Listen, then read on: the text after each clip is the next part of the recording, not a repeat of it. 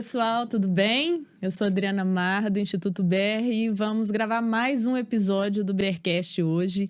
Eu tô, assim, super feliz, numa expectativa enorme, porque eu tô com uma convidada mega especial, que é a Lígia Pereira. A Lígia é psicopedagoga e coach educacional.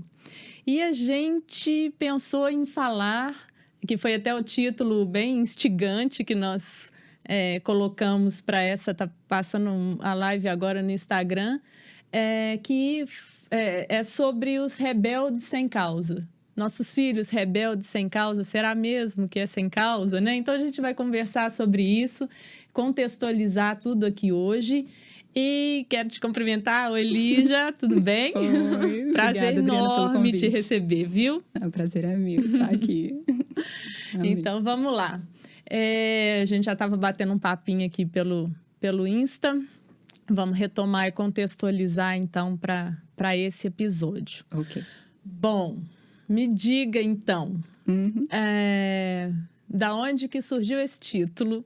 Por que Rebelde Sem Causa? Como que foi pensado, assim, para a gente desenvolver esse papo hoje? Esse título vem da demanda dos educadores. Geralmente pais, professores, os adultos, né, que são tão equilibrados e tão conscientes, eles imaginam como o meu filho, como o meu aluno pode ser assim, e tão rebelde, transgressor, tão desobediente. E quando a gente vai olhar mais de perto, pode ser que as nossas demandas é que não sejam coerentes ou que não sejam as mais adequadas para o momento.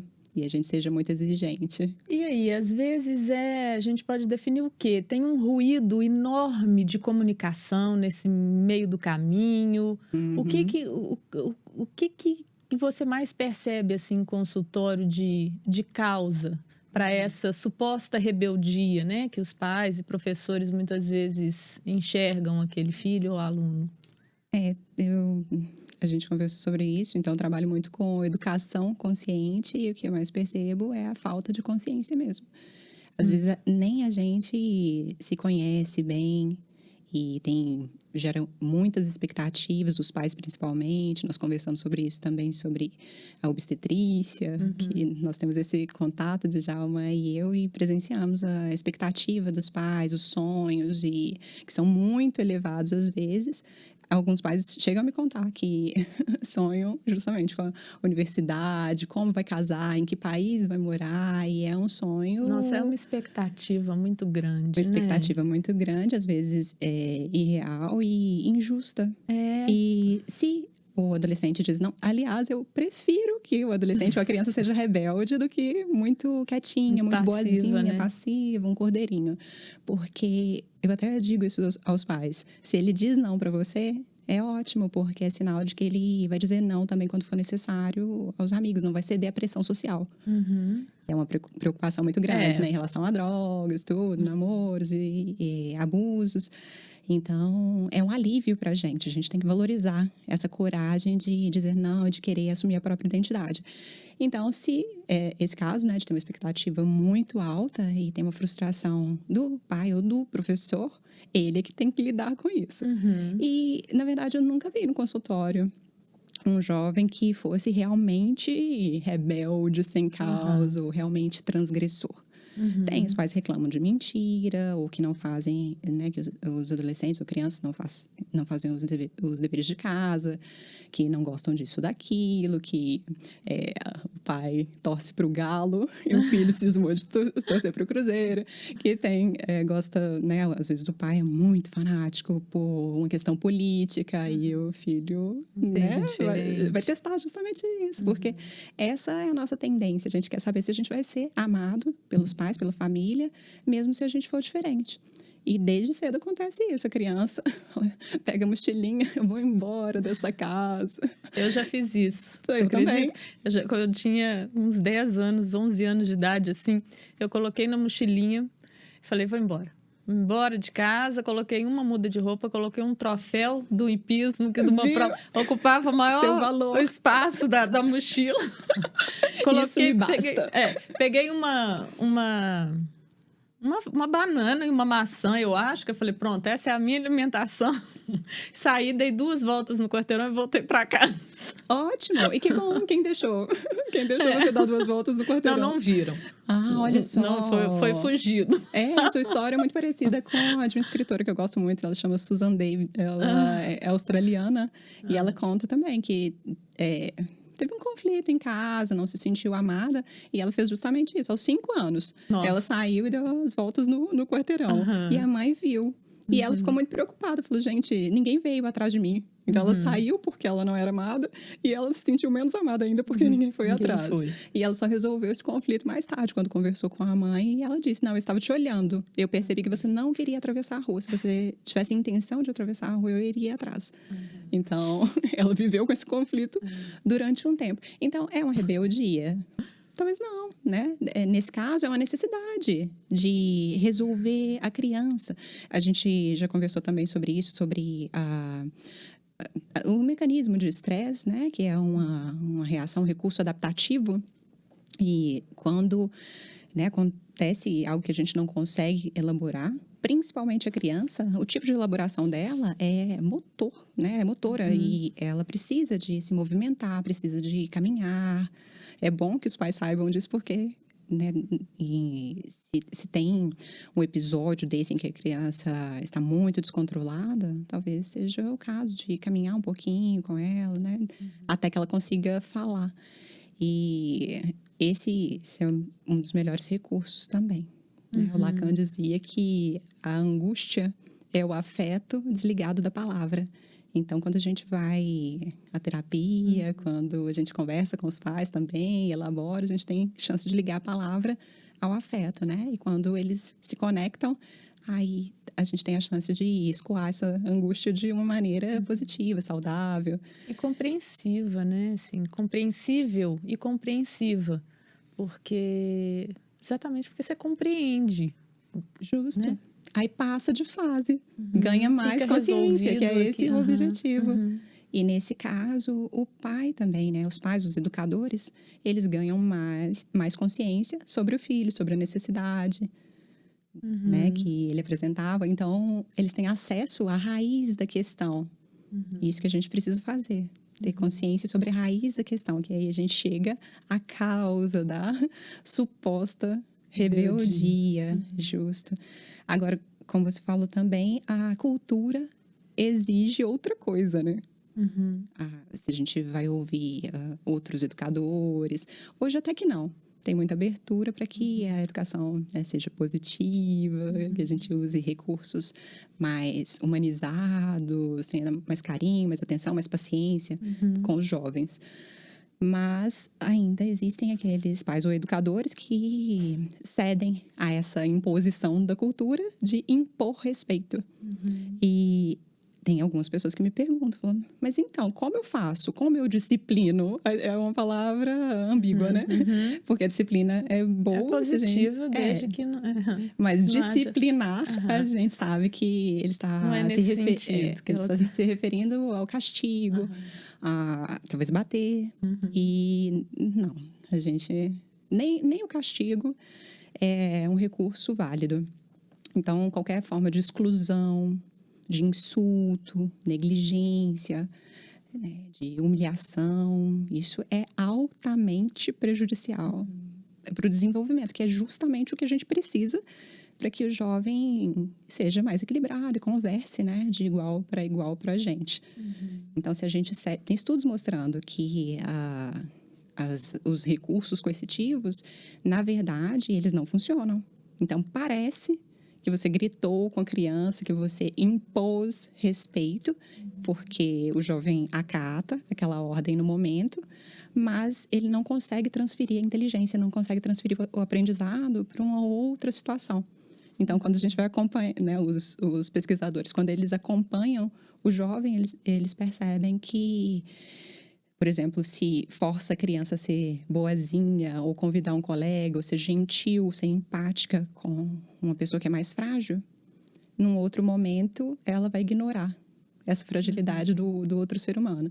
Agora, o que entende, o que compreende, o que ganha consciência sobre a necessidade, sobre o poder que é compartilhar a sua própria força, olhar para o outro também com consideração, ele vai transferir essa inteligência e vai se olhar também com mais confiança, mais cordialidade, né? Mais carinho, que é o que a gente precisa. Aí avança mais um ponto na consciência. E eu costumo dizer assim que se é o caso de haver essa efervescência de energia, se a criança fica descontrolada, se grita, bate porta, e a primeira coisa que vem à cabeça da gente, né? Vou controlar, vou colocar limites. O que minha mãe pensaria disso? Né? Se a criança dá chilique no shopping, se deita no chão, meu Deus, o que as pessoas vão pensar, né? Mas, nesse caso, impor, né? Limite a vida tem, tudo tem limites, a criança sabe que precisa, né, desse espaço de segurança. Mas impor o limite é como se fosse colocar uma tampa numa leiteira que já está com o leite transbordando. Então, o que vai acontecer? Adianta colocar uma tampa, né? Se o leite já está fervendo e transbordando. Vai explodir, né? Continua transbordando e a gente ainda tem que limpar a sujeira, que é gastar esse dinheiro com terapia, com, né, às vezes, o psicopedagogo, o coach. E é muito bom fazer esse tipo de tratamento, mas eu digo também para eles, não por necessidade. É ótimo ter um tutor, um mentor, um coach. Mas por justamente o que eu te contei. A criança chega feliz. Ela fala, Lídia, agora a aula vai começar. Já quer o prazer por aquele aprendizado, né? E isso realmente traz aprendizado. E isso realmente te coloca num nível de consciência proporcional à capacidade cognitiva, né? De todo mundo, e idades, enfim. Num nível um pouco mais elevado. E aí, essa busca fica cada vez mais prazerosa também, né? Fica muito mais divertido. As crianças e os adolescentes são muito rápidos. Às vezes, em uma conversa, eles já conseguem elaborar, fazem perguntas, assim, extraordinárias, que eu fico, assim, impressionada de ver o nível mesmo de consciência, de curiosidade, de transparência sobre os próprios sentimentos. Teve um aluno que me disse outro dia, falou, Lígia, eu queria que a vida fosse mais arriscada. A amiga dele estava do lado e falou assim, gente, mas já tem o coronavírus, já tem tanta coisa, tanto risco. Eu falei, não, eu queria que tivesse mais lutas, mais perigos. Falei, aventuras. Ele aventuras. Tá muito pacato, né? Justamente. E como a gente não vai validar uma necessidade, um desejo que é do ser humano? Pois é. E isso, assim, eu percebo muito às vezes, acho que você já abordou um pouco isso, mas dos pais e também de professores que tentam impor esse respeito através de atitudes que são que amedrontam, né? Então, respeito pelo medo não é respeito, é medo. É medo, né? Paralisa. Eu li um estudo uma vez falando que por que parece que hoje tem muito mais pessoas com diagnóstico de TDAH do que antes. E um dos argumentos, eu achei muito interessante isso, era exatamente pela criação de antigamente, porque era uma criação muito mais incisiva, muito mais baseada nesses castigos, né? Era uma forma de educar muito mais rígida. Então, pelo medo, as crianças, por exemplo, evitavam de ficar naquela correria em casa, evitavam de ficar com muita falação, porque iam apanhar, iam ficar de castigo. Então, assim, né? Isso é respeito? Não é respeito. E aí, lá na frente, acaba gerando alguma consequência. Porque não... Sem dúvida, sem dúvida. Outra coisa é que, no passado, né, na minha geração, a gente tinha muito mais espaço para brincar, correr, se expressar, conversar com outras pessoas. E hoje em dia, com a família muito mais nuclear, menos filhos, essa responsabilidade fica toda nas mãos dos pais. Questão de segurança pública. Porque antes, no meu tempo, eu ia pra rua, eu brincava, acabava minhas tarefas lá de colégio, ia brincar de rouba-bandeira na rua, de queimada, de pique-esconde. E ficava, às vezes, 8 horas da noite que minha mãe chegava. Gente, bora tomar banho e jantar. Nem tudo então, os pais viam. Você gastar, Então, a conversa não era só a respeito de horários, métodos. E é muito comum. Eu percebo que tem até um amigo cliente também que percebeu que ela dava muitos comandos para a filha quando a filha falou: mãe, vai lá, depressa. Começou a Aí ela falou: gente, mas a gente tá no final de semana, não tem nada pra fazer. Mas é porque ela ficava o tempo inteiro. Anda, faz isso depressa, depressa, depressa, depressa. Aprendeu dando desse muitos jeito. comandos, porque a nossa agenda é corrida, né? O mundo não para que a gente eduque os filhos, para que a gente né, eduque os alunos que são diferentes. Eu falo muito sobre neurodiversidade e ainda sobre o déficit de atenção. Tem uma confusão, às vezes, não no meu profissional tanto, mas, às vezes, parece um déficit de atenção quando a pessoa tem muito estresse. É o que você falou. Se a ameaça é muito grande, a tendência é que a gente fique congelado, que a gente se finja de morto. E as reações básicas do estresse, as 3 reações básicas, quando tem uma ameaça qualquer, a amígdala dispara o sinal de alarme e prepara o corpo inteiro para que a gente fuga ou pro ataque, lide com aquilo, que basicamente é lutar ou fugir, mas se a ameaça é muito grande, a gente precisa se esquivar. E é esse o caso. Quando a amígdala dispara, a gente só precisa sobreviver, a gente só precisa sair daquele lugar, só precisa ficar longe da ameaça. E então, nesse momento, tem um curto-circuito na parte mais inteligente do cérebro. Ela fica um pouco desativada para que você use essa inteligência corporal. Então, gera uma energia, um acúmulo de energia. E se essa energia não for liberada, se a gente luta ou foge, se a gente faz a prova, domina a matéria, que é o mesmo, é a mesma reação de adaptação, se a gente quer se empenhar, se faz o esporte, se caminha, conversa com alguém, se assume os riscos, tem coragem, a gente usa aquela energia. Agora, imagina se a gente precisa ficar parado, calado e obediente.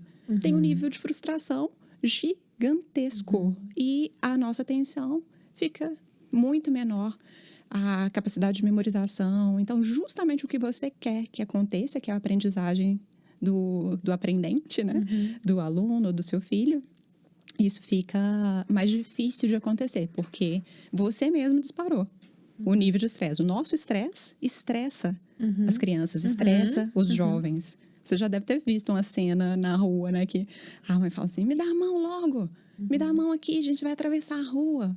A criança se distrai, ela observa o mundo, é uma outra perspectiva, está mais baixa, vai ver os letreiros, as pessoas, não tem as preocupações que a gente tem. Então, se a gente não considera isso, que ela está em um outro momento, e a gente está estressado porque precisa atravessar a rua, chegar rápido ao lugar, é muito fácil gritar. E, nesse momento, a criança se esquiva. Em vez dela te dar a mão, em vez dela colaborar, ela vai fazer justamente o oposto. E qual é a interpretação do adulto? Não quer contribuir, não, não aceita educação, é impossível, olha só o que você faz. E a gente é tão incoerente, às vezes, que a gente vai pedir para a criança, para o jovem, que ele vai refletir. Vai para o cantinho da reflexão. Mas, na verdade, ele não sabe nem sobre o que, refletir muitas vezes, porque é aquela coisa... Você assustou? Ele tá no mundo dele, na perspectiva dele, e ele tem que fazer essa migração para a perspectiva da mãe, e aí trazendo, como você já disse, a questão da maturidade, É muito... Porque os pais acabam esperando que os filhos tenham maturidade mesmo que eles não têm. De se colocar no lugar, e de conduzir aquele vídeo seu. Gente, quem não segue, sigam lá. Clínica Bambirra e Lígia Coaching, no Instagram. Tem um vídeo da Lígia que eu achei muito legal. Estava comentando com ela mais cedo. sobre o papel do mediador, né? E o mito. Sim. Conta um pouquinho, porque é muito legal isso. Conta sim. Eu deixei de ouvir aqui no headphone. Lúcio. Será que tem problema? Não sei. Lúcio. Pergunta pro Lúcio. A Lígia não tá ouvindo. Será que tem problema ou não? Você está me ouvindo? Pode? Ah, então tá jóia.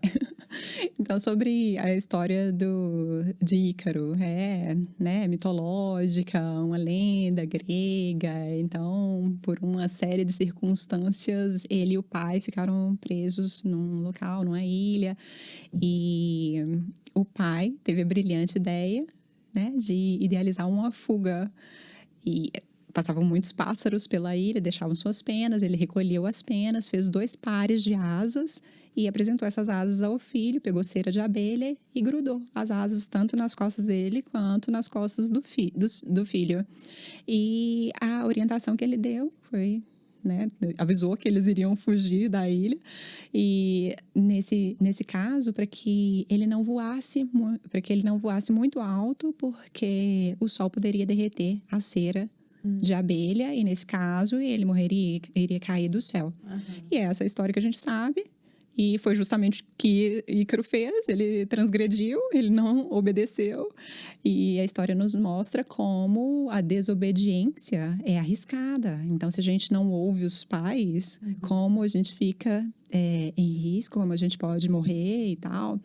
Então, ouvindo o Seth Godin, que é um educador que eu gosto muito, ele disse que há muitos anos, né, cerca de 300 anos atrás, uma parte da história foi retirada, porque o poder, né, as pessoas que eram poderosas não queriam que as pessoas voassem alto. Então, a história tinha outra parte, a recomendação do pai também era para que ele não voasse baixo, porque a água, né, o mar poderia molhar as penas, e nesse caso as penas pesariam e ele poderia perecer, ele também iria se afogar.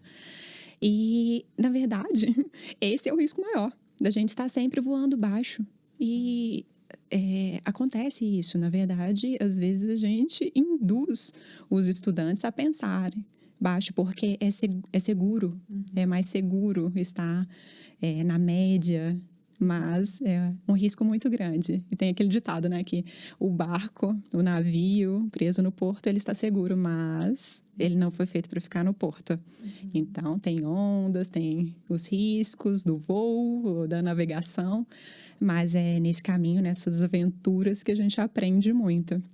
E aí a segunda parte da questão, né, que eu não vejo essa análise, mas o que eu observei durante a história é que o pai, a história diz, olha para trás e percebe que o filho tinha caído. E o educador não pode ir à frente, ele não pode olhar para trás e ver que deu errado. Deu certo. Isso. E, infelizmente, tem esse tipo de hipocrisia da gente imaginar, né? Então, se o aluno boceja durante a aula, fala assim, não está... não prestando atenção. Não está prestando atenção, não tem boa vontade e tal. Você não pensa, né? Você que é o adulto. Não pensa, minha aula não foi boa, eu deixei meu aluno entediado. E se a gente estiver ali por perto, imaginando a necessidade que ele tem no momento, tudo acontece muito melhor. A gente é capaz de corrigir aqueles possíveis erros no momento e evitar. Né, justamente esses problemas fatais que né, às vezes a reprovação nem é o problema tão grande, mas essa frustração ou a dificuldade de aprender. Então a gente precisa colaborar. Quando a gente percebe que isso já aconteceu comigo, eu fui muito bem tratada na escola. Eu mesma tenho dislexia, mas não foi por isso, né? Numa ocasião, eu cheguei um pouco triste na escola, tinha uma prova e estava chorando. O professor percebeu e eu tirava notas muito boas. E naquela prova, eu não fiz todas as questões, tal, não dei conta de raciocinar. E ele me chamou à mesa dele, ele corrigia as provas na hora, me chamou, falou, Lígia, pois é, você é sempre ótima aluna, né? E foi me dando certo em tudo. Aí me deu 10 na prova, que provavelmente eu tiraria 2. para não dizer zero. Porque ele sabia que não era pessoal, que eu precisava daquela consideração no momento. E isso foi excelente para mim. E a avaliação não precisa ser restrita, assim. Você avalia um aluno e percebe o seu filho também em diversas situações, né, Lígia? Não é uma prova que muitas vezes ela distorce até a intenção do aprendizado, igual, por exemplo, prova com pegadinha, prova que vem com uma cobrança muito maior do que o que foi dado em sala de aula. Qual que é o objetivo? Sim. É avaliar se houve o aprendizado ou é pegar, né, assim, na pegadinha? Por que colocar uma pegadinha? Isso está avaliando o aprendizado, não está? Então, assim... Gera um estresse. Por outro lado, a cultura exige isso. E se a pessoa precisa participar da cultura, precisa passar pelo Enem, a gente não pode ignorar o fato de que ela precisa aprender a fazer prova. Só que eu não posso ser narcisista, eu não posso ser egoísta de pensar que a minha matéria é melhor, que o meu trabalho é mais importante. E preciso saber o que vai ser útil para o aluno naquele momento e facilitar a aprendizagem daquela matéria, ou daquele conteúdo. E tem muitos recursos para isso, né? Mas se a gente for hipócrita de achar, nossa, mas ele só fica na internet, a gente também precisa ter essa consciência. E se a gente mostra que é uma dificuldade do adulto também, e tem essas regras, muito melhor quando a gente está no jantar e o celular está no silencioso, longe, quando a gente aproveita os encontros, aproveita as experiências, quando tem uma conversa mais cordial.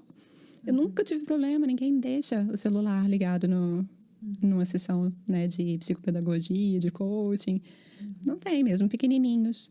Se eu peço, né, para ligar para os pais, ou peço para usar uma função do celular, baixar um aplicativo, eles pegam o celular. Mas, fora isso, nunca tive problema com nada. Nem déficit de atenção.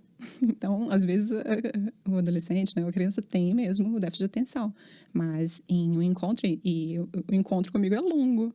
Chega a durar cerca de 2 horas, mas não percebo o déficit de atenção. Porque para cada pessoa tem um ritmo, um tempo, né, de atenção sustentada. Então, a gente alterna as atividades. E aí, de novo, funciona. É o estar ao lado, né? Estar ao lado. Para conseguir perceber. Porque se você for à frente mesmo, você não consegue... Se eu tiver um protocolo... Entender o que... Se eu tiver um protocolo, ele vai parecer um transgressor. Você não está de acordo com a minha linha de raciocínio. Então, o que eu percebo em relação aos educadores ou aos pais também, e a gente não pode ignorar que seja realmente difícil para que eles percebam e ganhem essa consciência, e aprendam a crescer junto com o filho, aproveitem esse momento de mudança, principalmente quando é a adolescência, que tem essa triagem dos significantes. O adolescente vai perceber o que é próprio e o que é não próprio, qual vai ser a identidade dele, tem uma identificação muito grande com as pessoas. Se o pai não aproveitar, o educador aproveitar isso para crescer também, ficar mais jovial, mais tranquilo. Para aprender junto, né? Sim. Porque é a mentalidade do aprendizado contínuo e do mundo líquido, né? Justamente. A gente precisa trabalhar, porque a gente vem, eu acho, de uma geração que tá meio limiar, assim, dessa educação, que as coisas não mudavam com tanta velocidade. Para essa e vivendo nesse mundo que as mudanças são rapidíssimas, constantes, a tecnologia exponencialmente vai, né, cada vez mais. Então, a gente precisa trabalhar talvez um enrijecimento mental que a gente tenha por ter passado infância, adolescente num esquema, e precisando vivenciar hoje em outro esquema e aplicar isso dentro de casa, né? Ou na escola, de participar desse processo. Pois é. Esse é o sonho. Aí fica tudo maravilhoso. E isso pode acontecer num segundo. Basta que a pessoa, né, baixe um pouco as defesas também. E observe o que ela tem à disposição, né? Eu trabalho muito essa mentalidade de empreendedor, como vocês. Um aluno até me deu um novo título, diz ele que eu sou professora de unicórnios. Eu eu já era um unicórnio, né? Agora eu sou professora de unicórnios. É ótimo. E tem que ter essa criatividade, uma mente de empreendedor que não é estudar, né, muito a fundo o empreendedorismo, mas o raciocínio, né, a configuração mental de enxergar oportunidades em vez de problemas. E fica mais tranquilo. Outra história. Um cliente da minha amiga me contou que um dia ela estava levando a filha para a escola e aí colocou lá na cadeirinha e tal, cinto de segurança, e teria balé no dia. Ela disse, mãe, eu quero a minha sapatilha cor-de-rosa. Falou, eu trouxe as pretas. Ela, mas eu quero cor-de-rosa. E começou a ficar muito dramática, e chorar, e queria cor-de-rosa, cor-de-rosa, cor-de-rosa. Ela voltou, não encontrou, e a criança também muito, né, chateada, frustrada com aquilo. Ela pegou nas mãozinhas da filha e falou, filha, vamos fazer uma oração? Aí falou assim, papai do céu, permita que esse dia seja calmo, tranquilo, seguro. Aí ela falou, então tá, mamãe, eu vou fazer minha própria oração. Papai do céu, que esse dia seja muito agitado e muito divertido. Aí as duas começaram a rir. Imagina se ela quisesse colocar um limite, impor, achar que isso, né... Absurdo, né? Que isso fosse uma transgressão e que a filha não tivesse direito de querer o que queria, de ter aquele tipo de necessidade, de fazer uma oração. Ela mesma me disse, falou assim, como eu vou interferir na oração de outro ser humano? E acho que esse exemplo simboliza muito bem essa diferença, simplesmente uma diferença de percepções, de perspectivas e de perfil mesmo, não sei, entre as duas, né? Assim, vamos colocar em 8 e 80. Uma queria calmaria, a outra queria agitação. E não tem certo ou errado nisso, né? Simplesmente é uma opinião, é o jeito de pensar. E muitas vezes nós, como educadores, pais, professores, queremos enquadrar mesmo as crianças, os adolescentes na nossa forma de pensar.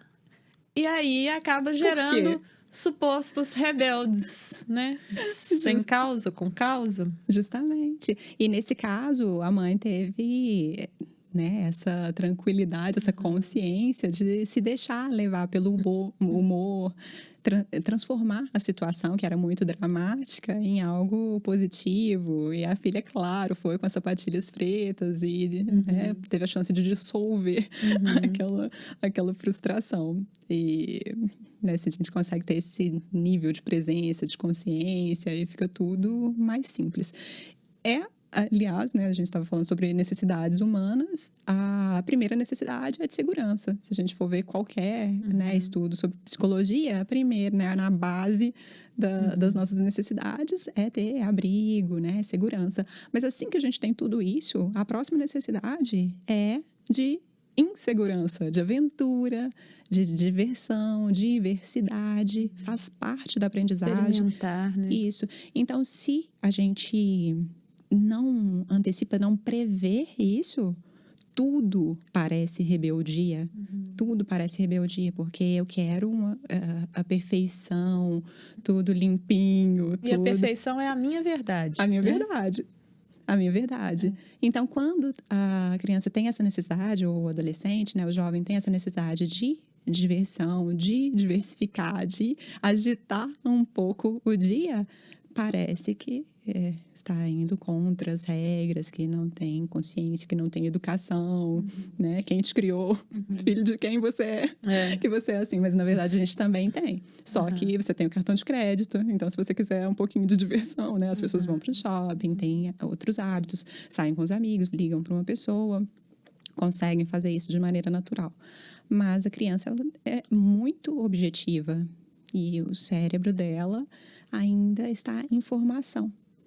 Essa parte de gerenciamento, né, do estresse, da inteligência, integração de dados, atenção sustentada. Não dá para solicitar que né, um jovem tenha atenção por muito tempo.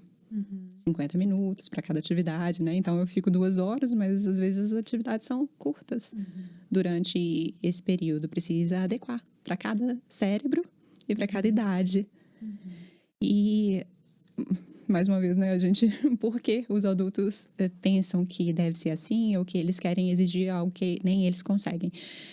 O pré-frontal, que é a parte do cérebro que gerencia, né, que faz as funções executivas, que é a criatividade, empatia, planejamento, tudo isso que nos torna humanos, vai estar pronta, madura lá pelos 25, 30 anos, se e somente se houver treinamento. Então, não precisa ter um treinamento formal, mas eu preciso de ter alguém ao meu lado que eu possa modelar um ambiente seguro, tranquilo, onde eu possa errar, testar, experimentar. Precisa ter o sono, né? A gente precisa respeitar a biologia, então precisa dormir o número de horas necessário. Aliás, cada um tem esse período. O sono, alimentação, atividade física são requisitos essenciais para um bom aprendizado, né? Essenciais. Então, o Djalma me auxilia nessa questão, porque se tem vitamina B12 baixa, vitamina D baixa, às vezes magnésio. O magnésio, né, é super importante. Se tem estresse, a gente secreta mais magnésio, fica deficiente. Talvez nenhum mineral pode deixar a criança um pouquinho mais deprimida, irritadiça, tensa, com agito mental. A gente não pode avaliar esses sintomas friamente, enquadrar só no que a gente pensa. Precisa fazer uma avaliação mais profunda, tanto física, né, psicológica, e observar o entorno também, o social, que tipo de ambiente ela tem. O ambiente também é muito influenciador, né? Muito, muito, muito, muito. E... Aqui, agora me conta. Dê umas dicas práticas, assim, para o dia a dia. No caso de crianças, por exemplo, que estão fazendo pirraça porque não querem fazer. Porque assim, a gente está longe de um mundo ideal em relação à educação. Sim. Por exemplo, eu vou trazer esse exemplo porque acho que até na pandemia essa situação pode ter se intensificado por causa das aulas remotas. Porque às vezes é mais difícil de prender a atenção da criança, dela se envolver e tal. Então, eu tenho ouvido muito queixas nesse sentido de não quer fazer tarefa de casa e faz pirraça, não completa. Se eu não estiver ao lado, não desenvolve, não faz. Eu não aguento mais porque eu não consigo fazer mais nada no meu dia. Eu também tenho que trabalhar, eu também sou dona de casa e parará, e alimento.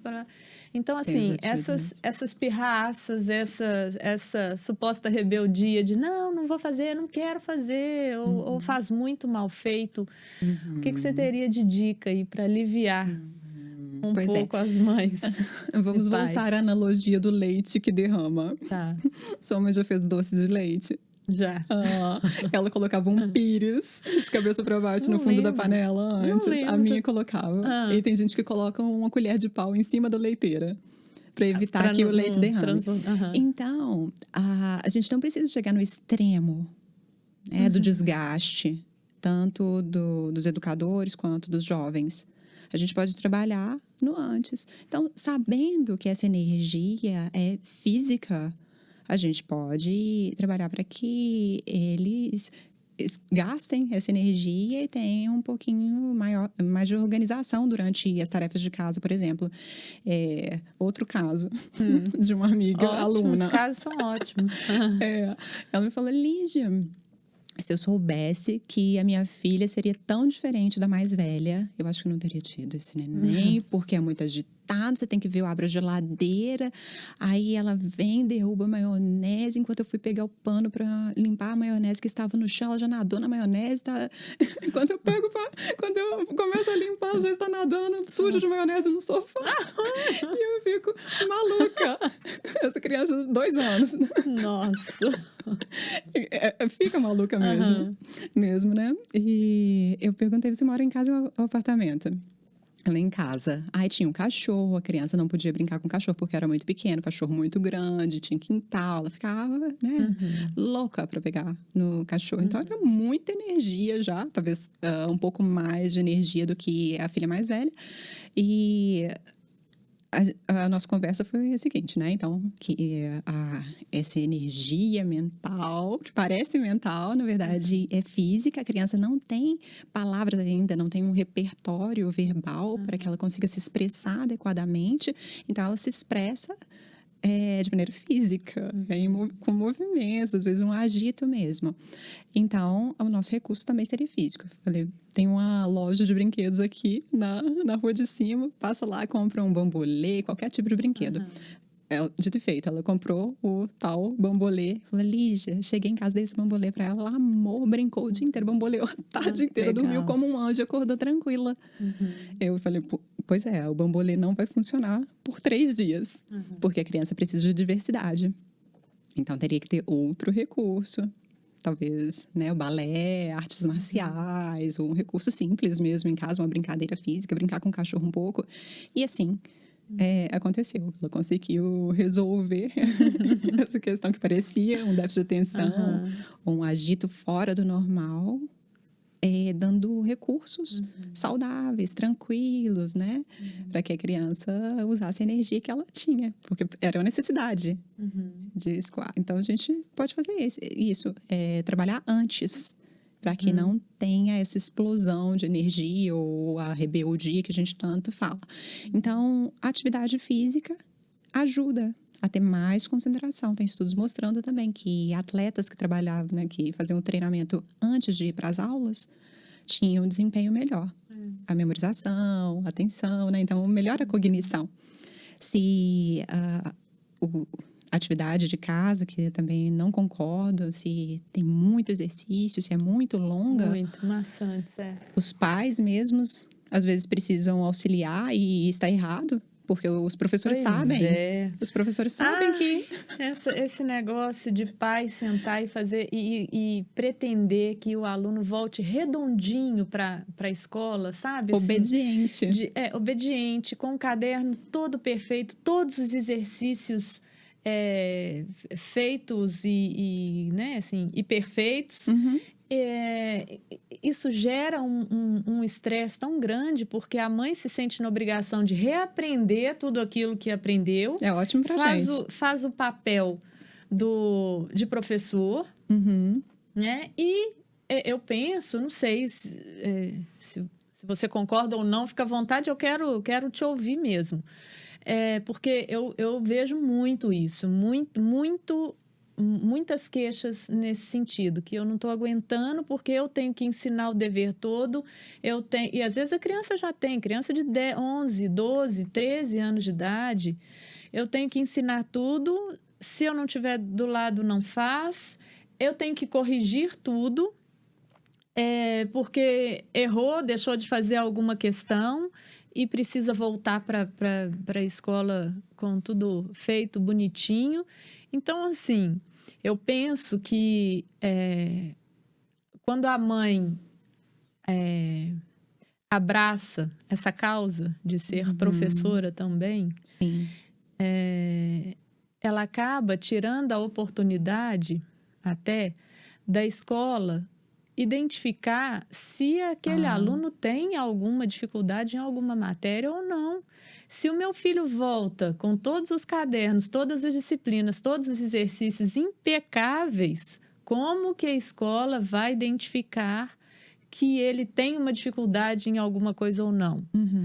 Outra coisa, outro ponto também, a responsabilidade que a gente toma para a gente, eu não estou falando isso para fugir de responsabilidade, mas essa responsabilidade de exercer um papel que eu não tenho competência, eu, Adriana, eu não sou pedagoga, eu não tenho competência para ensinar determinadas matérias para os meus filhos. Aliás, porque eu acho que hoje eles estão recebendo muito mais conteúdo em sala de aula do que eu recebi na mesma faixa etária no meu tempo. Então, assim, ou eu me debruço para estudar e entender tudo o que é que eles estão aprendendo e ensino, e mesmo assim eu não vou ter a mesma didática, eu não vou ter a mesma metodologia. Teve uma vez que eu tentei ensinar divisão de dezenas para o César, para o mais velho, e ensinei como eu aprendi. Quando eu percebi, eu estava fazendo uma bagunça. Ele mesmo virou e falou, mamãe, para. Deixa que eu não aprendo tô sozinho. entendendo nada. Eu tava com uma dúvida. Agora eu tô com dúvida em tudo. Falei, César, fazer uma coisa, meu filho. Eu aprendi desse jeito. Não tô vendo que tô te confundindo. E a sua professora que sabe te explicar direitinho. Então, você anota essa dúvida e amanhã você pergunte para ela. Perfeito. Então, assim, eu acho faço que mesmo. isso é o natural até para treinar a resiliência da criança, para treinar a habilidade de lidar com frustração, porque ele vai ouvir um não meu. Ele sai da zona de conforto e da dependência, às vezes, de ficar com a mãe e com o pai, como uma bengala ali de ter que ajudar. A responsabilidade que eu estava falando, acabou que eu não concluí, se eu ensino errado, a culpa é minha, né? De mãe, de pai, mas foi você que ensinou. Mais uma culpa. Então, assim, o papel da família é um, o papel da escola é outro. Misturar isso, além de gerar essa culpa, que eu vejo muita mãe arrasada. Nossa, mas eu não tô... Mas é uma mistura de papéis, de competências, de funções, que a gente não dá conta de ser tudo. Mas 100% o tempo todo. Tem dois lados. Se teve muito dever e se a pessoa escolheu estar naquele ambiente, escolheu a escola, tem escola que demanda mais. Então, se você aceitou participar daquela instituição, eu estudei no colégio militar. Era rigoroso, tinha muita matéria, os professores exigentes e tudo. Que ótimo, eu quis estar lá, né? Então, eu preciso assumir a responsabilidade. Então, os pais, eles podem dizer isso, ajudar a pesquisar, oferecer recursos para que o aluno seja autonomia. Tenha autonomia, né? Isso é a base da aprendizagem. O ser humano precisa de autonomia, precisa de entender. Por outro lado, ele também não pode ir sozinho. E a mediação é isso, a gente oferece o recurso, às vezes acompanha o raciocínio, observa até onde vai, né? Se o jovem está estudando história, talvez a viagem da família possa ter a ver com esse tipo de aprendizado.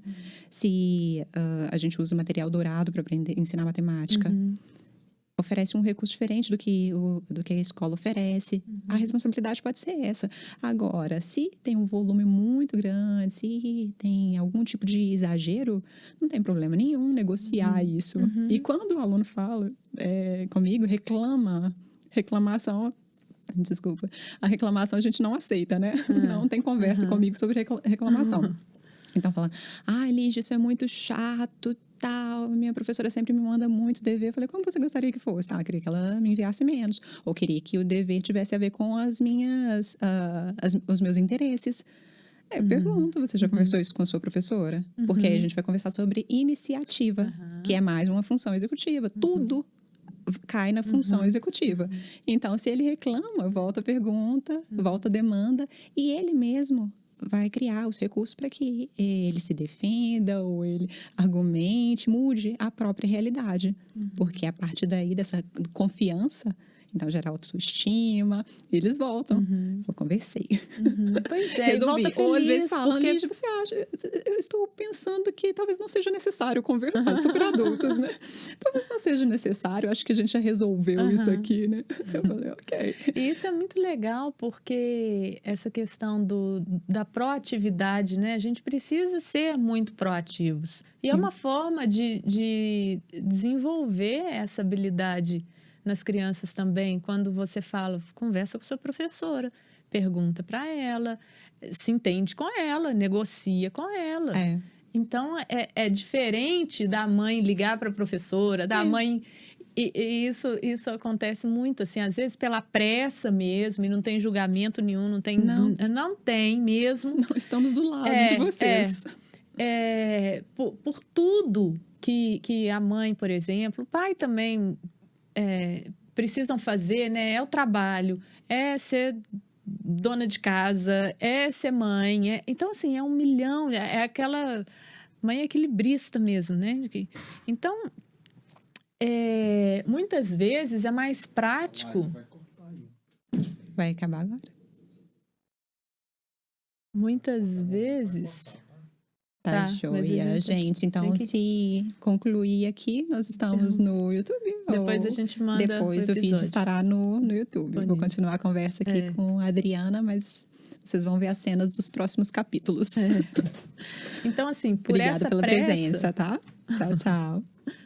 Por essa pressa, é mais prático pegar e resolver, do que...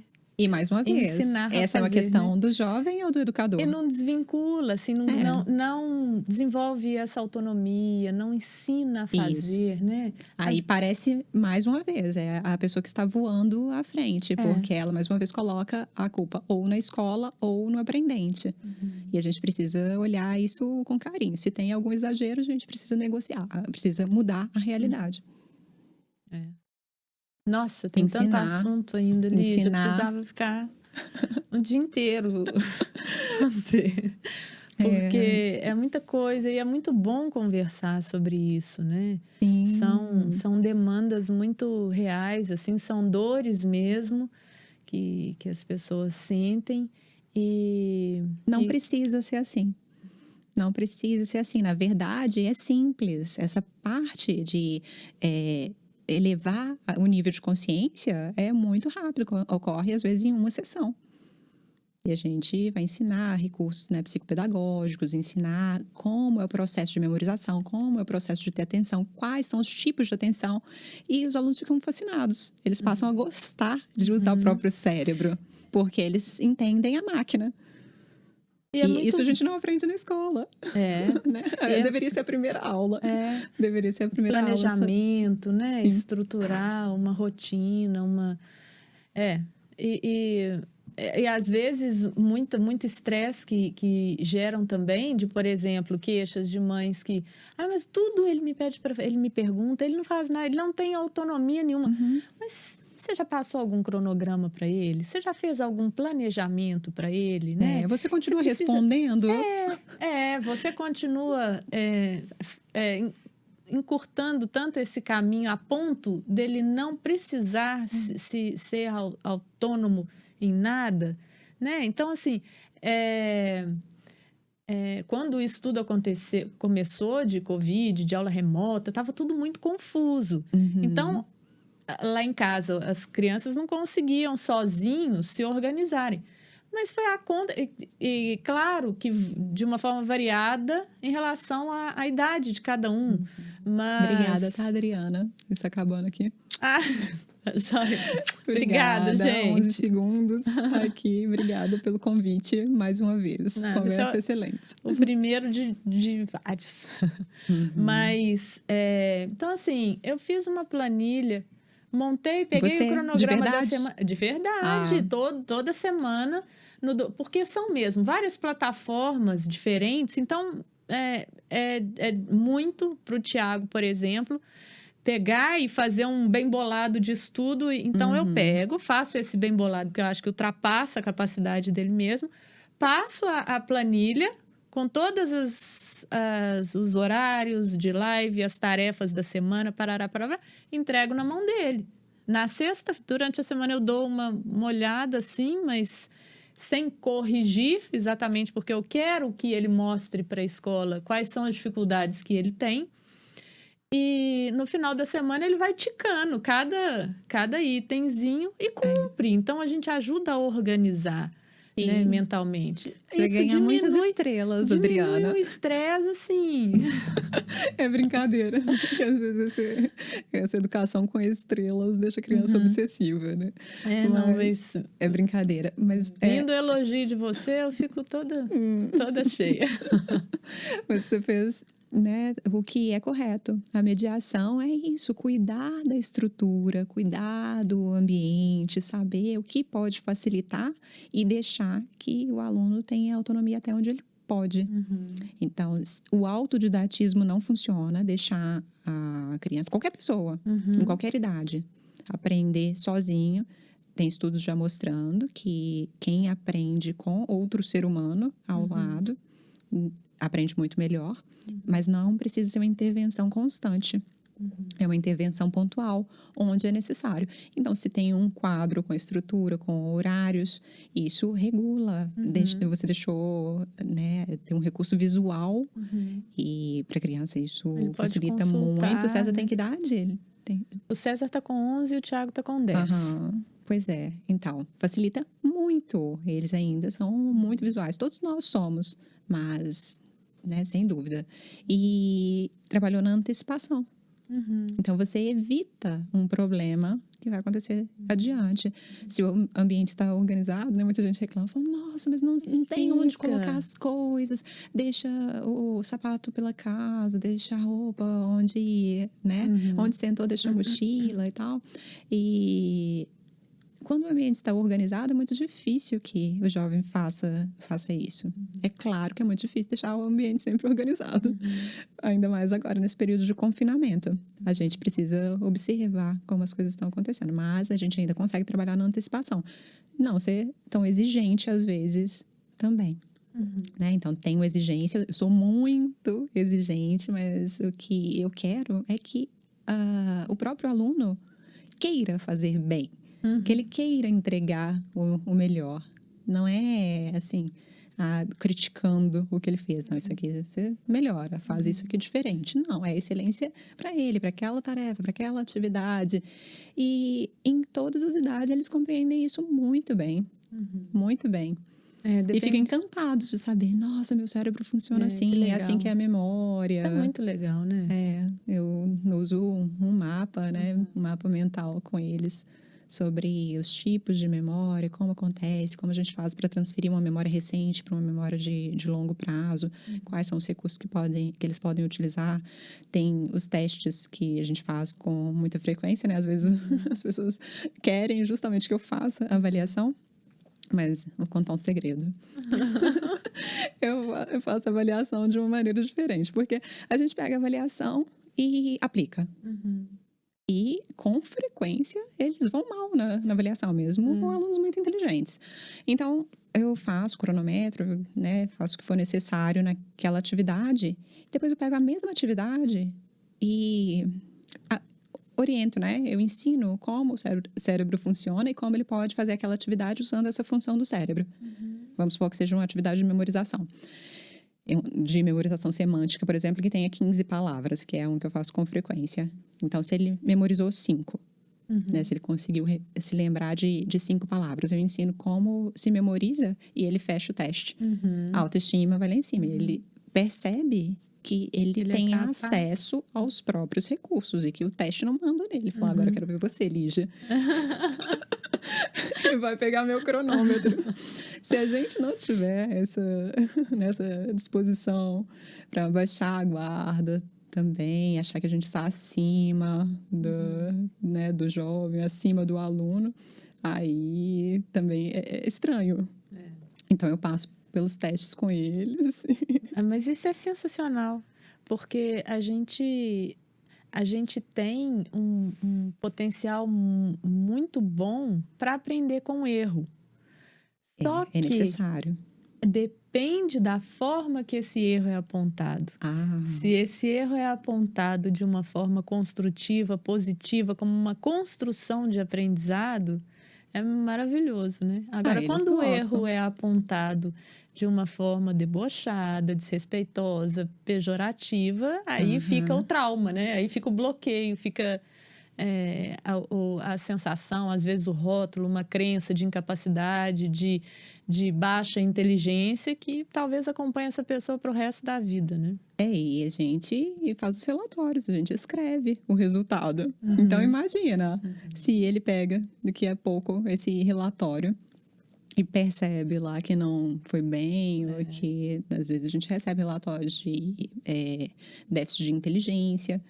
Mas como assim, né? Déficit de inteligência. Aliás, o teste de inteligência, né, foi criado por Binet no início do século passado, justamente para avaliar em que estado, qual era a necessidade do jovem, da criança, na verdade, para que em um ano ela tivesse uma recuperação. Para que em um ano os mediadores, os professores se virassem para que o cérebro da criança fosse ativado. Isso. Então, não tem essa finalidade né, que a gente enxerga hoje. Não faz sentido pontuar a avaliação em uma fase da vida e usar essa mesma pontuação no futuro. Nossa. É triste. Justamente. Rotular. Rótulo é uma coisa muito complicada. Quem somos né? nós? E, aliás, tem essa demanda. Eles querem saber se eu sou espiã. Tem contrato de privacidade, então eu não falo mesmo.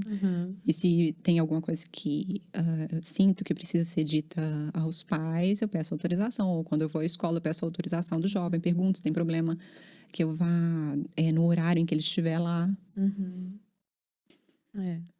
Não tem problema. Minha coach! Eu fico super orgulhosa, porque status para eles é uma maneira nova de aprender. E é o respeito também, né? Assim, esse ponto de você perguntar, de você esperar um ok deles, eles... Né? E é lógico, é um respeito mesmo, todo mundo gosta de ser respeitado. Todo mundo. Nossa Senhora! Então, aí, a gente não tem rebeldia desse jeito, né? Se a gente for lembrar da história do patinho feio, então tem aquele ovo enorme no meio dos ovos da pata, a sociedade julgando a pata, que vai chocar aquele ovo gigantesco, estranho, nasce aquele ser estranho. Então, é difícil para os pais mesmo verem os filhos terem um comportamento que talvez não seja aceito socialmente, ou se não entregam dever, ou se gritam, se batem a porta, ou se querem ter uma identidade diferente da identidade da família, se testam esses limites. É difícil para a família, mas, por outro lado, a gente tem que compreender que é muito difícil também a gente assumir uma identidade que não é nossa. É impossível. Então, se a alma exige... Você não se encontra na sua vida nunca, né? Você vai ser sempre entristecido, sempre frustrado. E às vezes esse é o caso do educador. Às vezes ele é o patinho feio que ainda não encontrou a sua própria turma, que não encontrou os cisnes. Então, ele continua se achando o pato feio. Ele não tem né, a sua tribo. E quando a gente está amargurado, quando a gente não respeita a própria essência, os filtros, né, são esses da frustração, da culpa. É muito fácil a gente enxergar o mundo com pessimismo. Aí, se a gente tiver uma dica para dar aos educadores, realmente, antes de tudo, seria trabalhar a própria identidade, trabalhar as próprias questões e ter amor, né? Ter respeito. Em francês, eles têm uma palavra que eu acho que cabe muito bem aqui, que é a benevolência. Olhar, né? E respeitar e às vezes rir do que está acontecendo. Às vezes a gente ri, eu rio junto. Né? Verdade. É isso aí. Lígia, eu quero te agradecer muitíssimo. Eu já fui, à medida que você foi falando, eu já fui enumerando, assim, na minha cabeça, quantos tópicos ainda eu quero que a gente volte a conversar. A gente pode voltar em todos. Ótimo. Então, a gente vai combinar, porque é um bate-papo riquíssimo. Acho que são informações valiosíssimas que a gente acaba proporcionando mesmo às pessoas que muitas vezes não têm acesso, né? Porque não são faladas, não são ditos, não tem tempo para parar, pensar, ou não tem um profissional porque não pode, porque, enfim. Mas são informações importantíssimas que eu acho que quanto mais divulgadas forem, né? Aquele trabalho do beija-florzinho que quer apagar o incêndio da floresta, né? Tem muitas pessoas surgindo assim com essa forma de pensar, né? Diferenciada, mas é o beija-flor que não desiste, vai com a aguinha no biquinho para apagar o incêndio da floresta, e aí um bicho pergunta: nossa, mas você acha que você vai conseguir? Não interessa, eu estou fazendo a minha parte. E é isso aí. Então, quero te agradecer muitíssimo. Foi muito bom, muito válido. E primeiro de muitos, tá? Obrigada pelo convite mais uma vez, Adriana. O Instituto é fantástico, o trabalho de vocês. Amo muito, todos nós. Amamos e respeitamos muito. Obrigada. Nós a vocês também. Um beijo, pessoal. Até a próxima. Um beijo. Tchau, tchau. Tchau, tchau.